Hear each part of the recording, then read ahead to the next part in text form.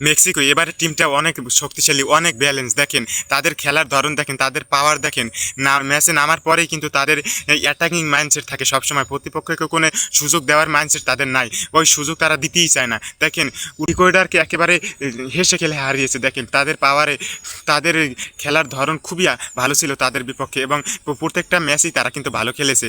আপনি গ্রুপ পর্বের 13টা ম্যাচ দেখেন, খুবই দুর্দান্ত পাওয়ারফুল ফুটবল খেলেছে তারা। কিন্তু তারা এবারের আয়োজক দেশ, তাই তাদের একটা কনফিডেন্স ওখান থেকে এসেছে। দেখেন তাই আমার মনে হয় সেই জন্য তারা খুবই দুর্দান্ত ভালো পারফরমেন্স করছে এবং ভালো পারফরমেন্স করতে পারতেছে এবারে 2026 বিশ্বকাপে।